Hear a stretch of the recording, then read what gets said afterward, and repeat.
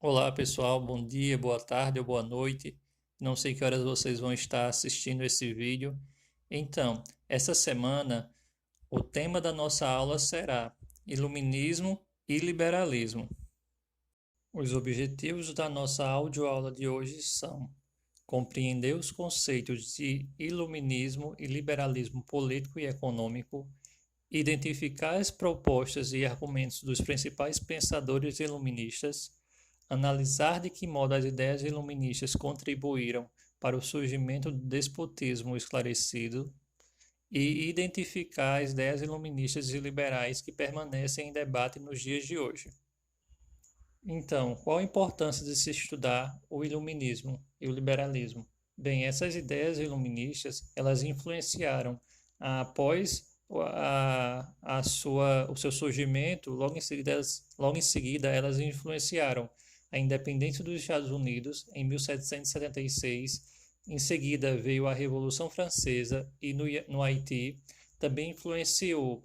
Essas ideias também influenciaram os movimentos de independência na América Latina e, atualmente, a organização da maior parte dos estados democráticos, inclusive o Brasil, e também ela possui influência no nosso modo de pensar, de fazer ciência, que se utiliza da ideia do racionalismo científico, que pressupõe o uso de um método de pesquisa, de observação, tá? Agora nós falaremos sobre a definição do que foi o iluminismo. Bem, o iluminismo ele foi um movimento intelectual que surgiu durante o século XVIII na Europa e defendia o uso da razão, ou seja, dessa racionalidade que eles entendiam como sendo a luz que deveria guiar o ser humano ao progresso. E eles eram contrários, por isso, portanto, ao antigo regime, que era o absolutismo como nós conhecemos, e também as ideias que se vinculavam na Idade Média, que naquele momento, para eles, a Idade Média tinha sido um período de trevas, onde nada, nenhum conhecimento científico teria se desenvolvido, e onde o ser humano ele não poderia desenvolver as suas potencialidades. Por isso que eles chamavam a Idade Média de Trevas. Mas pesquisas recentes já colocaram isso por terra e a gente já sabe que a Idade Média teve sim os seus avanços. Além disso, o iluminismo também pregava uma maior liberdade política e econômica. Então, resumidamente, podemos dizer que o iluminismo foi esse movimento de ideias que aconteceu na Europa no século XVIII e que defendia o uso da razão, ou seja, da racionalidade, para que o homem saísse do seu atraso, superasse o atraso, a ignorância e caminhasse em direção ao progresso e à plena felicidade. Bem, mas o que estava acontecendo na Europa que fez com que os iluministas passassem a questionar o modelo, o que estava acontecendo? Então, como a gente viu lá no oitavo, no sétimo ano, lá na Europa vigorava um sistema político chamado absolutismo, que nele nesse sistema, os reis possuíam a concentração de poder em suas mãos. E esse sistema político impedia a participação política da burguesia, que é a classe, como a gente viu também, é a classe social que havia se desenvolvido durante o renascimento comercial e urbano. Era formado pelos banqueiros, pelos comerciantes, construtores de navios, tá? Então, essa classe social que tem poder aquisitivo, ou seja, os ricos que ganharam dinheiro com o comércio, eles queriam também participar da política. Mas na França daquele período, por exemplo, a sociedade era dividida em estados. ou grupos sociais. Então, o primeiro estado era representado pelo clero, o segundo estado era formado pela nobreza e o terceiro estado era constituído, ou era formado pela burguesia, camponeses e trabalhadores urbanos. Nisso, o terceiro estado ele tinha um pouco espaço nas decisões políticas e era de total interesse dos burgueses ter participação política para a criação, por exemplo, de leis que beneficiasse as relações comerciais que eles realizavam. Então, eles criticavam muito o absolutismo. Outro tópico do contexto em que estavam vivenciando os iluministas, os pensadores iluministas, era o mercantilismo. Mercantilismo, como a gente estudou lá também no sétimo ano, o mercantilismo era o sistema econômico que o absolutismo utilizava, que se caracterizava por uma série de princípios, né? Como a balança comercial favorável, o protecionismo, o colonialismo. Então, esse conjunto de práticas econômicas era muito questionado pelos burgueses, porque para eles entendiam que essa interferência do Estado na economia prejudicava os negócios, as relações comerciais. Outro contexto outro tópico do contexto em que eles viviam era o poder da Igreja Católica, que ainda influenciava bastante as decisões políticas e também as questões da sociedade. Então, eles defendiam a maior liberdade, a separação do Estado, a independência do Estado em relação à religião. E assim a liberdade de pensamento, liberdade de culto de outras religiões.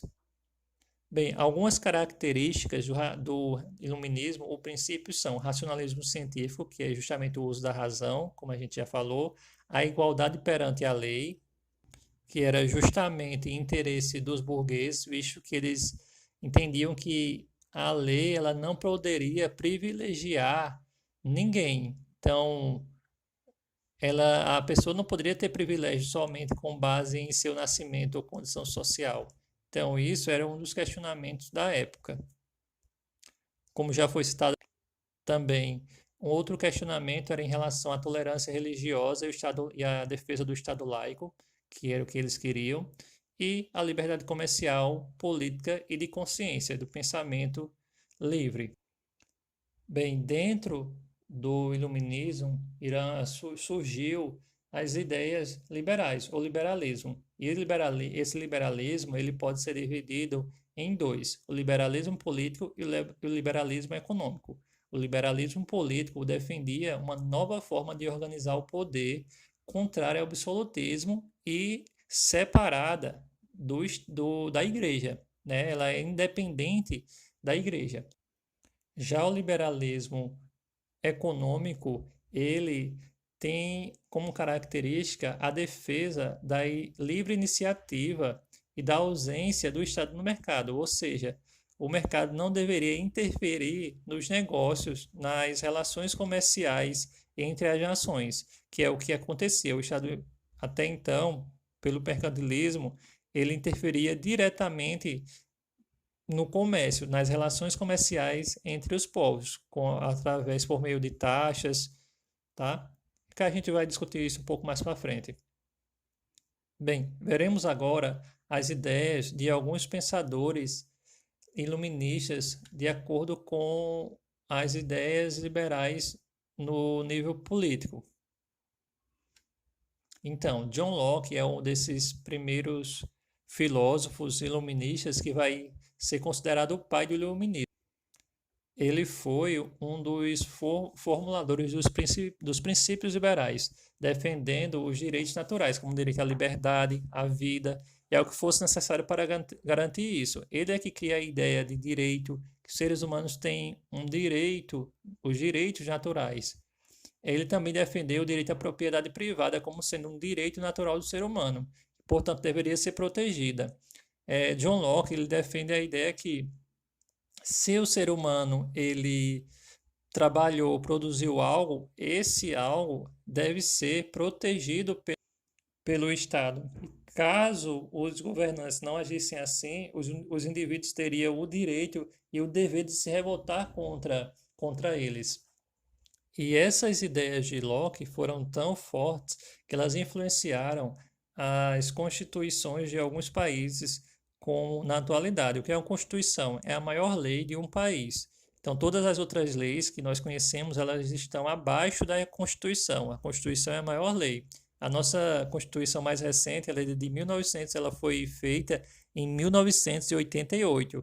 E aí, no artigo 5, ela diz assim, ó, todos são iguais perante a lei, sem distinção de qualquer natureza, garantindo-se aos brasileiros e aos estrangeiros residentes no país a inviolabilidade do direito à vida, à liberdade, à igualdade, à segurança e à propriedade, nos seguintes termos. Aí tem os termos que a gente não vai ler, mas é, esse artigo da Constituição é quase uma cópia das ideias que foram desenvolvidas por John Locke lá no século XVIII, tá? Então, as ideias muito presentes nos dias de hoje, essas ideias iluministas de Locke.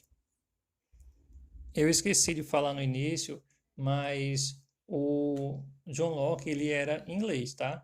E agora os outros filósofos que iremos falar, eles são franceses, tá? O Voltaire, que é o próximo filósofo, ele se dedicou em vida à luta pela liberdade de expressão e opinião, ao combate à ignorância, à superstição e ao fanatismo religioso.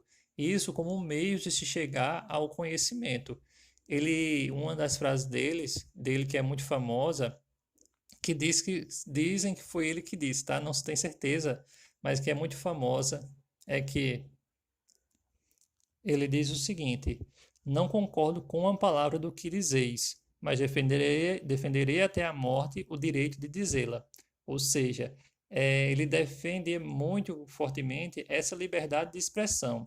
Mas só um parênteses aí, e para a gente ter a seguinte noção: ele defendia a liberdade de expressão junto com a tolerância, tá? Porque é o seguinte, muitas pessoas atualmente utilizam essa ideia de liberdade de expressão, que foi construída lá por Voltaire durante o Iluminismo, para, por exemplo, praticarem o machismo, a homofobia, serem homofóbicos, dizendo o seguinte, que isso é liberdade de expressão. Isso não é liberdade de expressão, isso é discurso de ódio, porque quando a gente é intolerante com outra pessoa, mulheres, com grupo LGBT, com os idosos, quando a gente expressa discursos de ódio, isso não é ter liberdade de expressão, isso é discurso de ódio, tá? Para a gente não confundir. Bem, Voltaire também criticava o regime absolutista, mas ele defendia uma monarquia parlamentarista. O que é a monarquia parlamentarista? É aquela monarquia que foi instituída lá na Revolução, lá na Inglaterra, pós-Revolução Gloriosa, em que o parlamento passou a governar e o rei teve os seus poderes limitados, tá? Então, isso é um regime de monarquia parlamentarista. É aquele regime em que quem governa de fato é o parlamento e não o rei. Ele também defendia o seguinte, que o Estado ele poderia ser governado por um grupo de ilustrados, que são filósofos, pensadores, que segundo ele teria a capacidade de administrar o Estado e fazê-lo desenvolver. Então, agora iremos falar de outro filósofo, que é o Jean-Jacques Rousseau. Rousseau ele vai criticar as ideias tanto de Voltaire como também de John Locke. Primeiro, as ideias de John Locke. O que ele vai criticar das ideias de John Locke? John Locke defendia em relação à propriedade o quê? Que a propriedade era um direito natural do ser humano que deveria ser protegido. Já para Rousseau, que é o filósofo que nós estamos falando agora, ele defendia que a propriedade ela era a causadora das desigualdades sociais, da escravidão, da miséria e de todos os males da sociedade. Portanto, ela deveria ser extinta. Tá? Então, essa diferença entre Rousseau e Locke em relação à propriedade. Para Locke, a propriedade é um direito natural. Para Rousseau, a propriedade ela é causadora de todos os males sociais. Já em relação à crítica que Rousseau faz às ideias de Voltaire, é a seguinte: Rousseau, ele escreveu uma obra chamada O Contrato Social.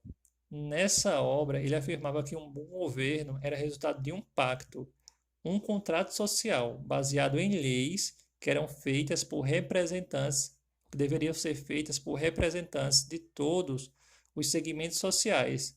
Por conta dessa obra, Rousseau, ele é considerado o pai da democracia, que é justamente o sistema em que nós vivemos, em que onde elegemos representantes para criar as leis que, em teoria, deveria beneficiar toda a sociedade, tá?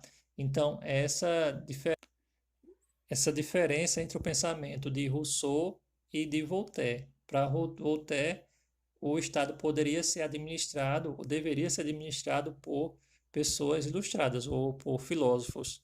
Já para Jean-Jacques Rousseau, ele defendia não, que é o seguinte, que o poder, ah, o direito de escolher seus representantes e de criar as leis pertencia ao povo.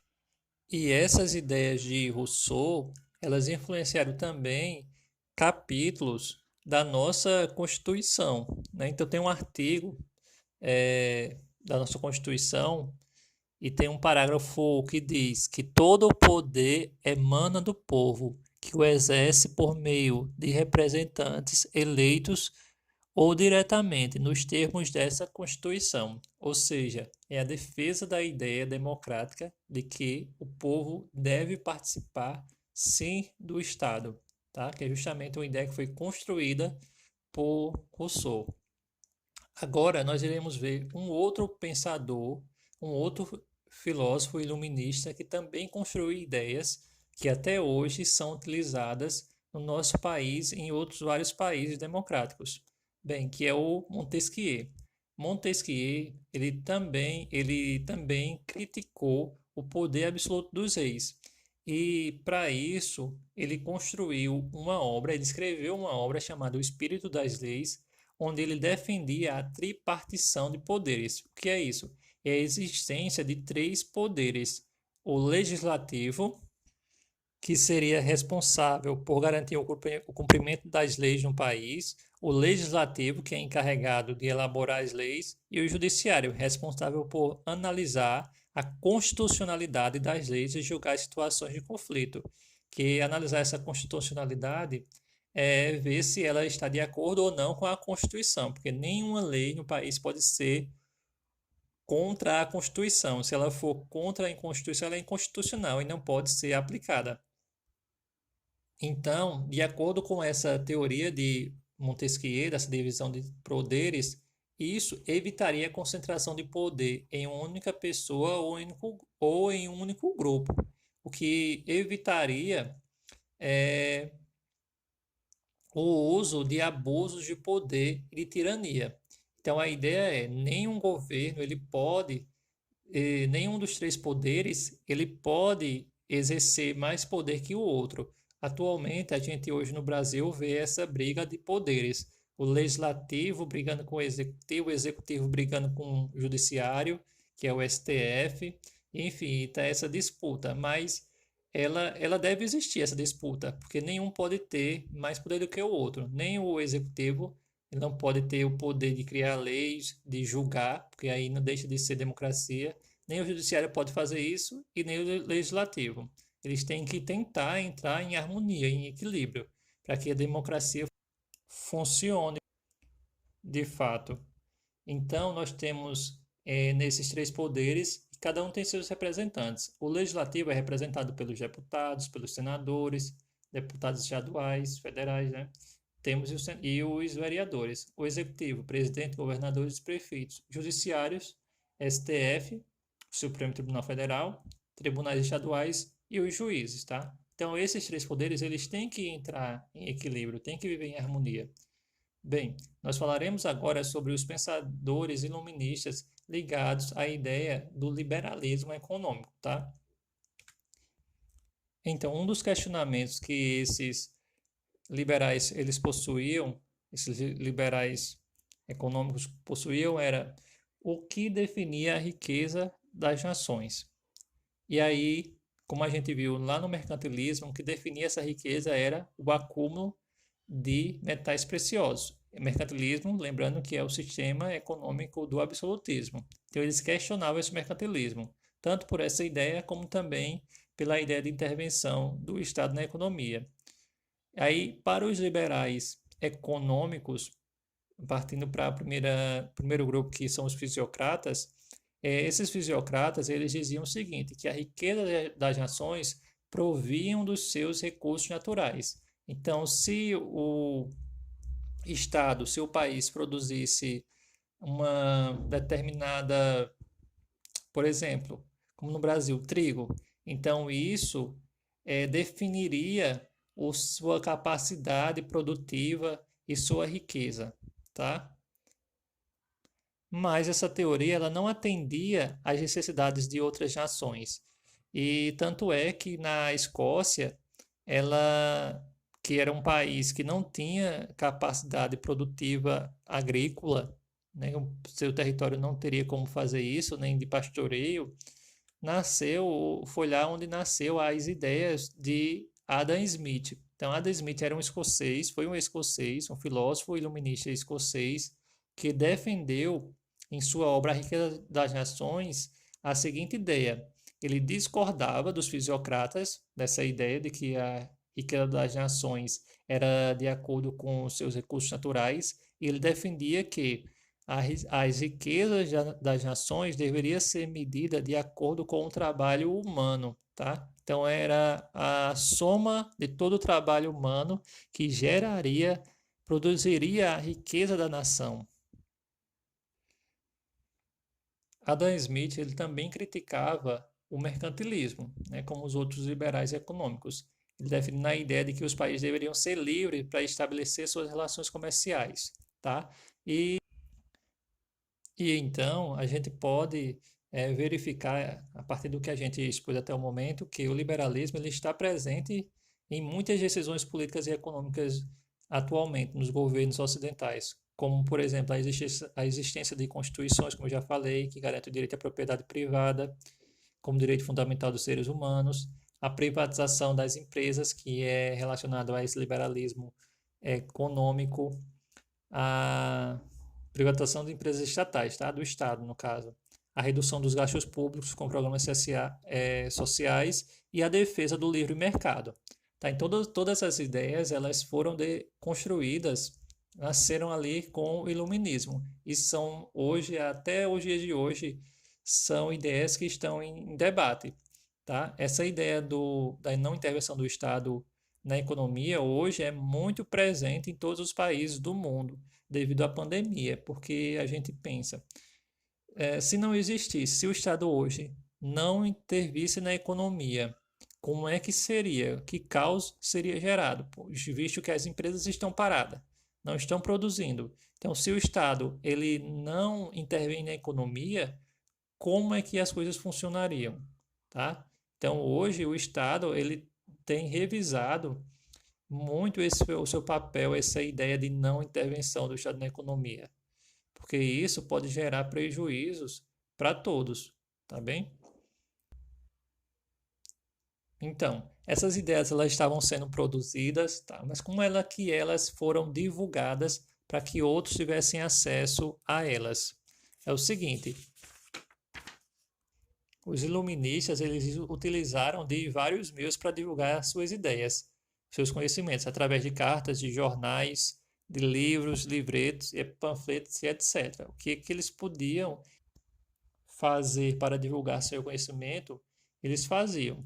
E aí, dois desses iluministas, o Diderot e o D'Alembert, que era um matemático, eles se uniram para organizar e resumir os conhecimentos que haviam sido construídos até aquele momento pelos europeus ocidentais. E eles criaram a enciclopédia, que é essa reunião desses conhecimentos.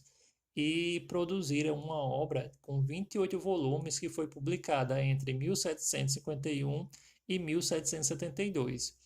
Hoje a gente tem outros exemplos de enciclopédia, né, que a gente chama de Wikipédia, que é também uma tentativa de organizar todo o conhecimento produzido pelo ser humano ao longo da sua história, mas que hoje o volume de informações, de conhecimentos ali presentes é enorme, mas nunca pensado naquele momento em que aconteceu o iluminismo, em que eles haviam ainda tinham a limitação da produção, né, e do conhecimento até então produzido. Agora nós iremos falar sobre o despotismo esclarecido. O que foi o despotismo esclarecido? Bem, o despotismo esclarecido ele pode ser considerado o seguinte: é uma combinação entre o poder absoluto dos reis com a adoção de algumas ideias iluministas, tais como a modernização da administração, o incentivo à educação pública, o controle das finanças, que é das contas públicas, e a redução do poder da igreja. O que é que acontecia? Os reis, vendo que essas ideias iluministas estavam se propagando por toda a Europa, alguns deles adotaram ideias, posturas iluministas, algumas ideias iluministas, mas não perderam seu poder e continuaram governando com poderes absolutistas, mesmo adotando algumas ideias iluministas. Alguns exemplos desses foram o José II da Áustria, que pôs fim à servidão e deu relativa liberdade de imprensa, que poderia questionar o seu governo. A Catarina II, que era a rainha da Rússia, ela criou o ensino leigo e universidades. Frederico da Prússia, o José I de Portugal e na Espanha também o Carlos III. Então, todos eles procuraram, de algum modo, utilizar as ideias dos iluministas, mas sem perder o poder absoluto que possuíam. Tá bem? Então, essa foi a nossa audioaula de hoje. Eu espero que vocês gostem. Um abraço e até a próxima.